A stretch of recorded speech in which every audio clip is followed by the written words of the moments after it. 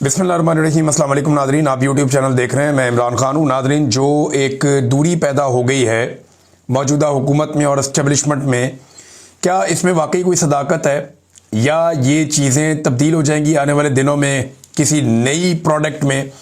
इस बारे में ये वीलॉग है। कुछ आम हकायक मैं आपके सामने रखता हूँ। एक तो आप ये बात कंफर्म कर लें कि पाकिस्तान में कौन होगा किस ओहदे पर, इसका फैसला पाकिस्तान के अंदर नहीं हो रहा, इसका फैसला पाकिस्तान से बाहर हो रहा है। और ये फैसला किसी एक मुल्क में नहीं होना। फैसला आपको सुनाया तो एक ही मुल्क से जाएगा, लेकिन दो जगहों पे ये फैसला हो रहा है। और इसमें ताखीर की जो सबसे बड़ी वजह है वो 27वीं आईनी तरमीम है। यानी 27वीं आईनी तरमीम में जिस किस्म का गंद मार दिया है, जो नाअहली उसमें की गई है, जिस किस्म की उसमें अजीबोगरीब चीज़ें छोड़ दी गई हैं, वो नालायकी अब सामने आ गई है। 27वीं आईनी तरमीम के बाद पूरे के पूरे इदारे का स्ट्रक्चर अजीबोगरीब कर दिया गया। फिर उसकी सपोर्ट के अंदर जो चीज़ें की जानी थी वो नहीं की गई, और उसकी वजह से एक बेचैनी भी है और इदारे के अंदर भी बड़ा अजीब सा माहौल बना हुआ है। यानी एयरफोर्स और नेवी के लोगों को लगता है कि जी हम कोई सौतेले हैं, हमें कभी भी मौका नहीं मिलेगा आगे जाने का या आगे बढ़ने का, वो रास्ता बंद किया गया। और दूसरा, जो भी आर्मी चीफ आएगा वो सबसे पहले एक जंग लड़ेगा ताकि वो फील्ड मार्शल बन जाए, और फील्ड मार्शल बनने के बाद ताहयात इस्तिस्ना और ताहयात मुराद भी उसको मिल जाएंगी, और फिर उसको कभी हटाया भी नहीं जा सके। ये अजीबोगरीब किस्म की चीज़ें जो 27वीं आईनी तरमीम में कर दी गई हैं, ये अब दर्द सर बन गई हैं उन आकाओं के लिए भी जिनको पता चला कि अब करना क्या है। क्योंकि पाकिस्तान के आर्मी चीफ का फैसला कभी भी पाकिस्तान के अंदर नहीं होता। ये फैसला दीगर स्टेक होल्डर मिलकर करते हैं, जो बैरूनी आका है, जिनके पैसों से पाकिस्तान चलता है, या जो अपने पैसों से हमें वेंटिलेटर्स लगाते हैं। ये फैसला वहां पे भी होता है। अभी ये फैसला हो जाएगा कि किसको कहां लगाना है और किसको किस जगह पे बिठाना है और कौन कौन सी चीज़ों को ठीक करना है। तो जब ये फैसला हो जाएगा तो लिस्ट आ जाएगी, उसके मुताबिक फिर चीज़ें आगे बढ़ेंगी लोकल सतह के ऊपर कुछ चीज़ें तय होने के बाद। अब कई लोग ये कह रहे हैं कि जनाब हुकूमत ने ये कर दिया, हुकूमत बड़ी नालायक है, हुकूमत बड़ी नाअहल है, हुकूमत ने 27वीं आईनी तरमीम में कोई कोताही की है, कोई नालायकी की है, हुकूमत का तो ना इसमें कोई लेना ना देना। ये तरमीम तो जिन्होंने बनाई है एस्टेब्लिशमेंट ने, इसके ऊपर काम भी एस्टेब्लिशमेंट ने किया है। सियासतदानों को तो इसकी अलिफ बे का भी नहीं पता था। उनके तो हवाले की गई और बताया गया कि जनाब ये पास करवानी है। नवाज शरीफ साहब ने और जरदारी साहब ने सर नीचे फेंक के अपने सारे बंदों को हुक्म दिया, सारे बंदे इकट्ठे किए और उसके बाद ये तरमीम पास करवा ली। और जिन दिनों में ये तरमीम पास हो रही थी उन दिनों में PMLN के MNAs की बाकायदा और पीपल्स पार्टी के तस्वीर दी गई थी एयरपोर्टों के ऊपर कि जनाब ये बंदे, और उनके नाम शाम भी थे कि ये बंदे कम से कम अभी पाकिस्तान से बाहर ट्रैवल नहीं करने चाहिए, अगर इनमें से कोई जाए तो उनको रोक लिया जाए, ताकि पाकिस्तान के अंदर सारे के सारे बंदे मौजूद हों और कल को कोई बहाना ना करे जनाब मैं चला गया। तो ये एस्टेब्लिशमेंट की तरमीम थी। सियासतदानों पे इसका इल्ज़ाम ना लगाएं। सियासतदान बहुत समझदार होते हैं, वो बड़े तरीके से कोई तरमीम करते हैं, बड़ी मुशावरत करते हैं, चंद घंटों के अंदर ऐसे ही तरमीम होती है।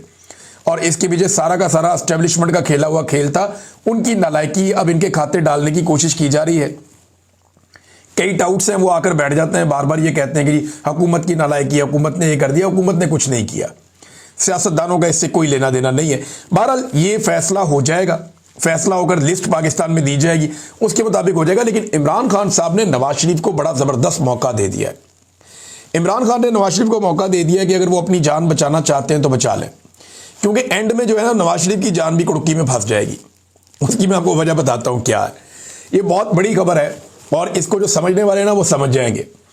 होगा ये कि आसिम मुनीर के साथ जो पिछले एक हफ्ते के अंदर नवाज शरीफ साहब ने कर छोड़ी है ना, या इस निज़ाम ने या इस हुकूमत ने जो भी आसिम मुनीर के साथ किया है, ऐसा तो एक SHO के साथ भी नहीं होता।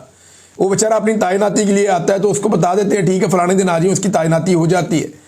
लेकिन आसिम मुनीर साहब का नोटिफिकेशन कभी कहते नहीं चाहिए, नहीं कभी कहते नहीं चाहिए, कभी इधर से बयान। फिर वो इतनी शर्मिंदगी हुई आसिम मुनीर साहब को कि टाउटों के जरिए ये स्टेटमेंट दिलवाने पड़े कि जनाब नोटिफिकेशन की तो जरूरत ही नहीं है। आपने देखा अंसार अब्बासी साहब तक ने लिख दिया और लोगों ने भी लिख दिया। मैं अंसार अब्बासी साहब को टाउट नहीं कह रहा, लेकिन बहुत सारे टाउट पहले ये बातें कर रहे थे। फिर अंसार अब्बासी साहब को भी कायल किया गया, आप लिख दें आप जंग अखबार में। उन्होंने भी बेचारे ने लिख दिया और लोगों ने भी लिख दिया। तो दावे शुरू हो गए कि नोटिफिकेशन की लोड़ ही कोई नहीं। अब जनाब सारे कह रहे हैं नोटिफिकेशन किधर है। Faisal Vawda notification, Mohsin Naqvi notification, DGI SPR तो बिल्कुल मंजर से गायब है, वो तो कहीं नजर ही नहीं आ रहे। लेकिन नोटिफिकेशन तो चाहिए और शहबाज शरीफ साहब को नोटिफिकेशन करना पड़ेगा। नवाज शरीफ के पास मौका है कि अगर वो नया आर्मी चीफ लाना चाहे तो ले आए। डर यही होता है ना कि इमरान खान कहीं आसिम मुनीर के साथ कोई डील ना कर ले, तो इमरान खान ने वो वाला सफा फाड़ दिया। कल इमरान खान का ट्विटर के ऊपर ट्वीट उठा के देखें, उसके बाद आप चीखें सुने, आपको आइडिया हो जाएगा कि इमरान खान साहब ने वो वाला सफा फाड़ दिया और वो पहले भी कोई डील नहीं करने जा रहे थे। तो खातिर जमा रखे, आसिम मुनीर साहब किसी का कुछ नहीं बिगाड़ सकेंगे अगर उन्हें तैनाती ना मिली तो, लेकिन अगर उन्हें मिल गई तो फिर क्या होगा ये मैं आपको बता देता हूं और आप बड़ा एंजॉय करेंगे आने वाले वक्त में। इसको संभाल के रखिएगा। अगर आसिम मुनीर साहब को दोबारा से उनको ये मौका मिल जाता है, 5 साल और आए और आकर आप काम करें, तो वो एक बात को तो यकीनी बनाएंगे कि नवाज शरीफ कभी भी कंफर्टेबल पोजीशन में ना आए, यानी नवाज शरीफ कभी भी उस पोजीशन में ना आए जहां पे आके वो कंफर्टेबल हो जाए, जहां पे आके वो रिलैक्स हो जाए। क्योंकि नवाज शरीफ को पहली मर्तबा रिलैक्स होना नसीब हुआ है जैसे ही उनके पास सादा अक्सरियत बनी है। साथ ही नवाज शरीफ साहब ने अपना रंग दिखा दिया। जैसे ही उनके भाई की हुकूमत महफूज हुई है, मियां साहब ने अपना रंग दिखा दिया। तो आसिम मुनीर साहब अब ये बात समझ के रहेंगे, जब तक रहेंगे, कि नवाज शरीफ को कंफर्टेबल नहीं होने देना। जब भी ये कंफर्टेबल होगा ये वापस मुझे जवाब देगा। ये आसिम मुनीर साहब को भी अब लगेगा। तो एक अजीबोगरीब तरीके से इनका मामला आगे बढ़ेगा और आसिम मुनीर साहब अब उतने ताकतवर रहेंगे नहीं। अगर उन्हें अगले 5 साल मिल जाते हैं तो याद रखिएगा पहले 3 साल के अंदर आसिम मुनीर साहब जो ताकत इंजॉय कर रहे थे, इतने सारे इख्तियारात लेने के बावजूद वो ताकत दोबारा आसिम मुनीर साहब इंजॉय नहीं कर पाएंगे। फैसल बाटा के जरिए से, कुछ सहाफियों के जरिए से अब यह पैगाम भी पहुंचाया जा रहा है कि आइंदा इमरान खान साहब की कोई मुलाकात नहीं करवाई जाएगी और अगली मुलाकात लगभग 15 दिनों के बाद होगी। देखिए, इनको किसने बताया? क्या ये अदालत है? क्या ये जज हैं? क्या ये सुपरिटेंडेंट है? वो एक इनका बैठा हुआ था बंदा हसन, वो यूके के एक न्यूज़ चैनल को इंटरव्यू दे रहा था। वो अजीबोगरीब बातें कर रहा था। वो कहते जी इमरान खान क्योंकि तालिबान का दोस्त है इसलिए हम उसकी मुलाकातें नहीं करवाते, वो दहशतगर्दी करवा रहा है। कभी कोई स्टेटमेंट, कभी कोई स्टेटमेंट, मेरी तो समझ से बाहर है। यानी कभी ये कहते हैं इमरान खान यहूदियों का एजेंट है, कभी कहते हैं तालिबान का एजेंट है। कभी ये कहते हैं इमरान खान की मुलाकात जो है वो हम नहीं करवा रहे, कभी कहते हैं सुपरिटेंडेंट ऑफ जेल की मर्जी है वो नहीं करवा रहा। वजीर आजम इनका कहता है जनाब पूछ के बताऊंगा। तो जब आप झूठ बोल रहे हो ना और लगातार झूठ बोल रहे हो, आपकी सारी इमारत ही झूठ पे खड़ी हुई हो, तो फिर आपके पास कोई बयानिया नहीं होता। लिहाजा उस वक्त मुंह बंद करके बैठना चाहिए। खासतौर पे ऐसे चैनल्स को इंटरव्यू नहीं देना चाहिए जो आपको बार बार ये पूछें कि जनाब आपसे सवाल कोई और कर रहे हैं, आप जवाब कोई और दे रहे हैं। वहां पे बड़ी टका के बेइज्जती की है वो खातून एंकर ने। उन्होंने कहा जी आपने इतना कुछ कह दिया लेकिन मेरे सवाल का जवाब आपने नहीं दिया कि इमरान खान साहब के जो बुनियादी हुकूक है वो क्यों मुतासिर किए जा रहे हैं और क्यों मुलाकात नहीं होने दी जा रही। 2 सर्वेज बड़े मजेदार हुए हैं पाकिस्तान में नादरी। एक साबिर शाकिर साहब ने करवाया और एक करवाया रिजवान गलज़ई साहब ने। इन 2 सर्वेज के अंदर सवालात बड़े इंपॉर्टेंट थे। साबिर शाकिर साहब ने पूछा कि फील्ड मार्शल आसिम मुनीर को आना चाहिए या नया आर्मी चीफ आना चाहिए। तो बहुत लोगों ने उस पर वोट डाले और मैं हैरान हो गया कि 90% से ज्यादा लोग ये कह रहे हैं कि नया आर्मी चीफ आना चाहिए। आसिम मुनीर साहब के साथ वो नहीं जाना चाहते। और रिजवान गलज़ई साहब ने एक सर्वे करवाया जो इससे भी ज्यादा इंटरेस्टिंग है। उन्होंने कहा जी कि इस सूरत में कि मौजूदा हुकूमत की और एस्टेब्लिशमेंट की लड़ाई हो जाए, मिलिट्री एस्टेब्लिशमेंट की, तो आप किसके साथ खड़े होंगे? तो आपको फिर हैरत होगी कि ज्यादा लोग ये कह रहे हैं कि वो हुकूमत के साथ खड़े हो जाएंगे। एस्टेब्लिशमेंट की ऐसी सत्यानाश मंजी ठुक गई है कि अवाम ये कह रही है कि जनाब हम खड़े हो जाएंगे जाके हुकूमत के साथ, हम एस्टेब्लिशमेंट के साथ नहीं खड़े होंगे। ज्यादा लोगों ने ये ओपिनियन दिए। मैं हैरान हो रहा था कि एस्टेब्लिशमेंट की इतनी पतली हालत हो गई है कि लोग जाकर जिनके ऊपर चोरों और डाकुओं के टैग लगाए गए उनके साथ कहते हैं हम खड़े हो जाएंगे, लेकिन एस्टेब्लिशमेंट के साथ हम खड़े नहीं होंगे। तो नवाज शरीफ साहब के साथ ये एक मौका उनके पास मौजूद है। अगर वो इससे फायदा उठाना चाहे, ना उठाएंगे तो मियां साहब देखेंगे कुछ अरसे के बाद कि उनके साथ होगा क्या। क्योंकि मियां साहब को अब कभी भी कंफर्टेबल नहीं होने दिया जाएगा। जिस किस्म का काम उन्होंने दिखा दिया और अब वो बेचारे सारे यकीन दिलाते फिरते हैं कि नहीं नहीं मियां साहब का ये मतलब नहीं था, मियां साहब का वो मतलब नहीं था। ना तो रोटी को चोची हम कहते हैं, ना पाकिस्तानी अवाम कहती है। और पाकिस्तान की एस्टेब्लिशमेंट तो बहुत ही सियानी है, वो तो बिल्कुल ही रोटी को चोची नहीं कहते। फैसल वाडा ने जो धमकी लगाई थी उसका जवाब भी आ गया। जवाब जनाब उसका दिया है पाकिस्तान तहरीक इंसाफ ने। बड़ा टिका कर, नाम तो नहीं दिया लेकिन बड़े सख्त अल्फाज उन्होंने बोले। तहरीक इंसाफ ने कहा जी पाकिस्तान की अवाम ने बेनामी जायदादें सुनी हैं, बेनामी बैंक अकाउंट सुने हैं, बेनामी लेन देन भी बहुत देखे हैं, मगर मुल्क के सियासी कबाड़ खाने से पिछले कुछ बरस से एक नया तमाशा भी निकला है, एक बेनामी सेनेटर। ये वही शख्स है जो हर वक्त फटे हुए माइक की तरह मुसलसल शोर मचाता है और जिसकी पूरी सियासत सिर्फ गैर मुहज़्ज़ब ज़बान, धमकियों और बाजारी जुमलों पर खड़ी है। इस बेनामी सेनेटर ने जो रकीक, घटिया और लुच्चड़ ज़बान इस्तेमाल की है, वो इसके अपने ज़हनी मेयार और गैर सियासी होने का मुंह बोलता सबूत है। कल तक यही शख्स इमरान खान के कदमों में बैठकर उनको अपना वालिद जैसा करार देता था, बिल्कुल देता था, सियासी साया तलाश करता था, और आज अपनी सियासी यतीमी छुपाने के लिए उसी इमरान खान और उनकी फैमिली पर हमला आवर है। लेकिन ये बहुत सारी चीज़ें और बहुत कुछ लिखा हुआ है कि इमरान खान साहब बड़े डटे हुए हैं, लेकिन ऐसे शख्स के बारे में या उसकी जानिब से ऐसी की तैसी कहना किसी सियासी जमात या ख़ानदान के खिलाफ नहीं, बल्कि बराह रास्त अदालत आलिया के हुक्म की तौहीन है। पहले भी यही बेनामी कबाड़ी सेनेटर सुप्रीम कोर्ट में हाथ जोड़कर माफ़ी मांग चुका है। अच्छा, ये फैसल वाडा साहब को ही जवाब है, बज़ाहिर तो ऐसा लग रहा है, लेकिन फैसल वाडा साहब ने जो ज़बान इस्तेमाल की ना वो वाकई बहुत घटिया है।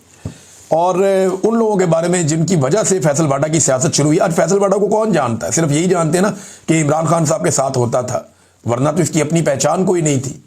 फौज भी इन्हें कभी किसी ओहदे पे ना बिठाती, कभी सेनेटर ना बनाती, अगर ये इमरान खान के साथ माजी में ना चले होते।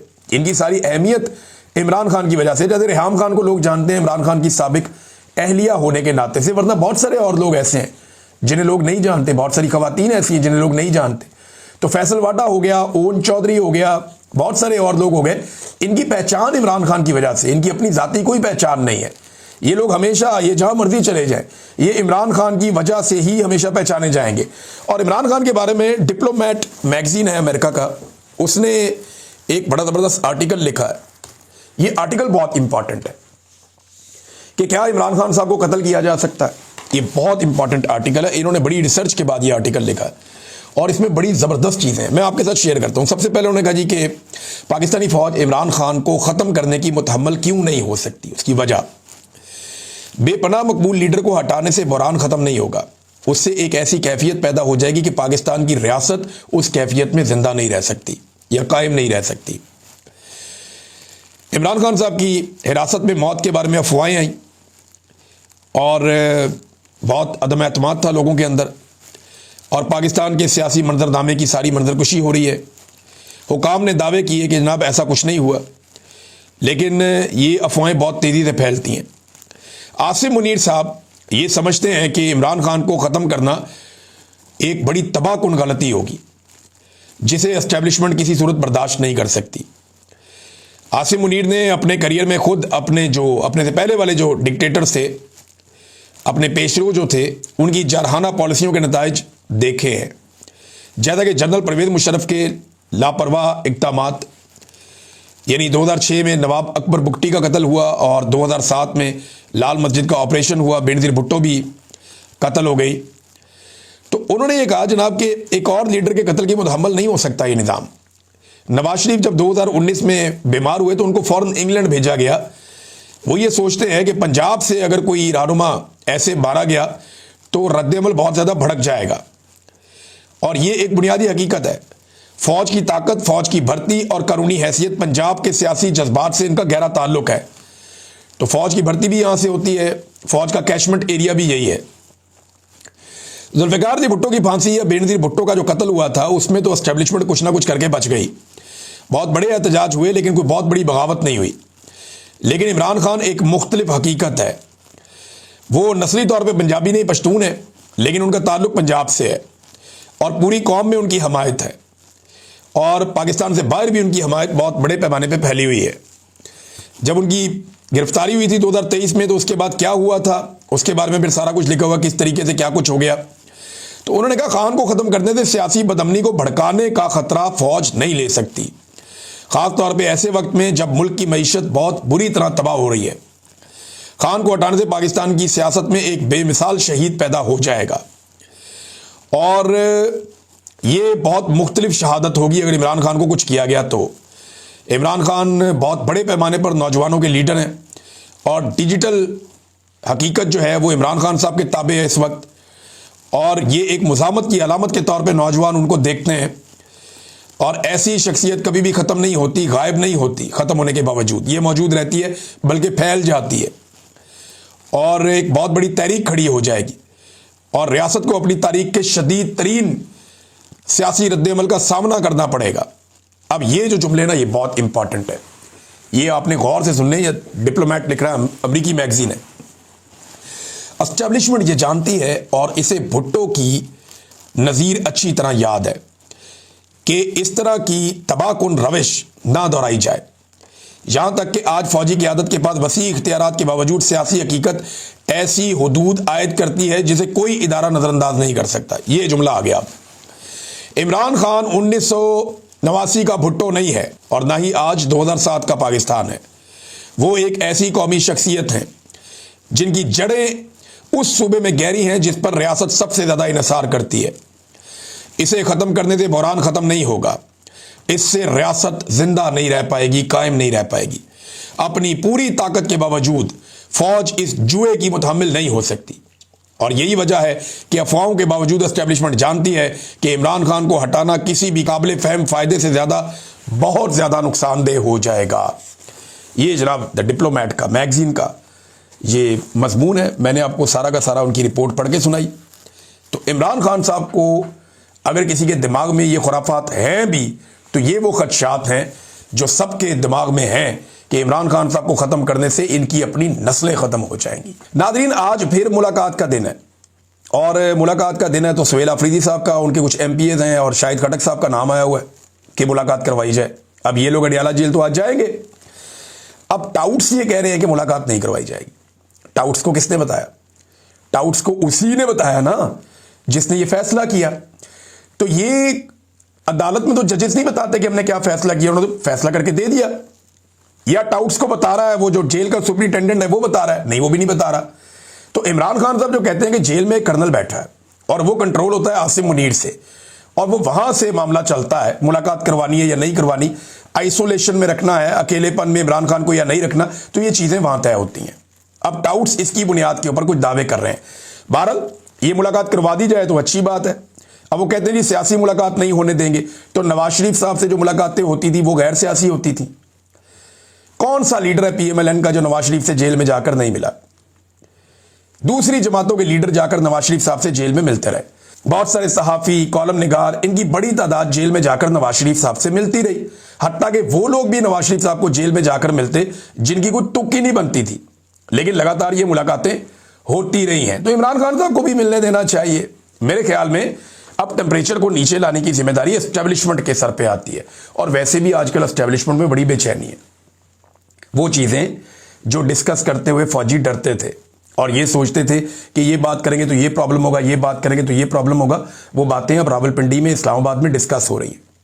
वो आपस में बैठकर बात करते हैं। जनाब पूरा का पूरा इदारा ही अर्गमाल हो गया। यानी वो जो ऑपरेशनल फोर्सेस हैं जो बहुत मेहनत करती हैं, उनसे ज़्यादा वो लोग आगे निकलते जा रहे हैं जो लोग सिर्फ सियासत करते हैं। ये हम देख रहे हैं ना, हमारे सामने ये सब कुछ हो रहा है। और जब किसी इदारे के अंदर ये लगातार होता है तो इसके ऊपर डिबेट भी होती है, इसके ऊपर बातचीत भी होती है, क्योंकि इदारा तो हमारा है। हम उसकी फिक्र नहीं करेंगे, पाकिस्तानी उसकी फिक्र नहीं करेंगे, या इदारे के अंदर जो लोग हैं वो उसकी फिक्र नहीं करेंगे, तो बाहर से आके तो कोई इसकी फिक्र नहीं ना करेगा। बाहर वालों को तो अपनी मर्जी, अपना फ़ायदा देखना है, पाकिस्तानियों ने अपना फ़ायदा देखना है। एक और बड़ी खबर है नादरीन, ये जो लोग मारंग बलोच को गद्दार करार देते रहते हैं, ये उनके लिए खबर है। खबर ये है कि मारंग बलोच को दहशतगर्दी के मुकदमे में बरी कर दिया गया है और रियासत बलोच आवाज़ों के खिलाफ बदनीयती से कार्रवाई करती है। ये कराची में इंसदाद दहशतगर्दी की अदालत है और इसमें मारंग बलोच के ऊपर मुकदमा दर्ज किया गया था 11 अक्टूबर को कि जनाब ये कोई दहशतगर्द हैं। लेकिन 11 अक्टूबर को दर्ज किया गया था। कराची की इंसदाद दहशतगर्दी की अदालत नंबर 5 के जज अयाज मुस्तफ़ा जोकियो ने बरीयत का तफसीली फैसला जारी कर दिया। FIR में इल्ज़ाम लगाया गया था कि मारंग बलोच मुख्तलिफ दहशतगर्द तंजीमों से वाबस्ता है, उनकी सरगर्मियों को फ़रोग देती हैं, नौजवानों को गुमराह करती हैं, रियासत के खिलाफ दुश्मनी को बढ़ावा देती हैं और कौमी मफाद के खिलाफ काम करती हैं। अब अदालत के अंदर तो साबित कर नहीं पाए। रोज़ाना बैठ के DGI SPR कहते हैं ये भी बगावत, ये भी गद्दार, ये भी बागी, ये भी गद्दार, ये दहशतगर्द। रोज़ाना बैठ के बता देते हैं, कभी DGI SPR बता देते हैं, कभी कोई और टाउट आकर बता देता है, कभी कोई दरबारी आकर बता देता है। अब इन सारे लोगों को माफ़ी नहीं मांगनी चाहिए मारंग बलोच से, उन्हें आज़ाद करके कि जनाब आपके ऊपर तो हम अदालत में साबित ही नहीं कर पाए कि आप दहशतगर्द हैं। भाई अगर आप अपने मुंह से किसी को दहशतगर्द कहते हैं तो जाके अदालत में साबित करें, क्योंकि आपके ऊपर तो हम पीका का पर्चा भी नहीं करवा सकते। ये जो पीका का एक्ट आप बना लिया आपने, या जो आगे आप करने जा रहे हैं, ये तो आपने बेचारे अपने मुखालिफिन के लिए बनाया हुआ है।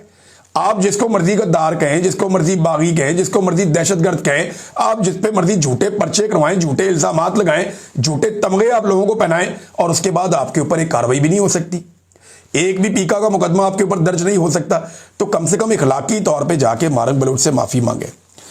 नाज़रीन, पंजाब के अंदर एक बड़ी अजीबोगरीब चीज देखने में आ रही है और ये बड़ी खौफनाक है। लगातार 48 घंटे के अंदर 41 से जायद मुबैना मंशियात फरोश पुलिस मुकाबले में हलाक हो गए। देखिए, ये बड़े तेजी से पुलिस कत्लेआम कर रही है, मावरा अदालत कत्ल हो रहे हैं। 41 बंदे मार दिए 2 दिन के अंदर अंदर। अगर इस तरीके से जुर्म को कंट्रोल करना है तो अदालतें फिर खत्म कर देनी चाहिए। इसमें एक बात का खदशा हमेशा मौजूद रहता है कि पुलिस वाले अपने मुखालिफिन को भी मारते हैं, या पैसा लेकर भी मुखालिफिन को, एक दूसरे के मुखालिफिन को भी मारते हैं, और इसमें लोग करोड़ों अरबों रुपया बना लेते हैं। जितने पुलिस वाले माजी में पुलिस मुकाबलों के लिए बड़े मशहूर होते थे, इनकाउंटर स्पेशलिस्ट, जरा आजकल आप उनकी जायदादें चेक कर लें, अरबों में है। ये पैसा उन्होंने कैसे बनाया? जब वो 4 बंदे ठीक मारते हैं तो 4 बंदे गलत भी मार देते हैं, और वो जो गलत बंदे मारते हैं उनके मुखालिफिन से पैसा उठा लेते हैं। ये जितने बड़े पैमाने पर पंजाब में इस वक्त कत्लेआम हो रहा है, और मावरा अदालत, मैं ये नहीं कह रहा सारे लोग बेगुनाह हैं, लेकिन ये फैसला अदालत को करने दीजिए। ये खेल अगर आप खेलते जाएंगे तो याद रखिए इसका रद्द-ए-अमल आएगा, और ये पाकिस्तान में लॉ एंड ऑर्डर की सिचुएशन को मजीद खराब करेगा। नादरीन, अब तक के लिए इतना ही। अपना ख्याल रखिएगा, अपने इस चैनल का भी। अल्लाह हाफिज।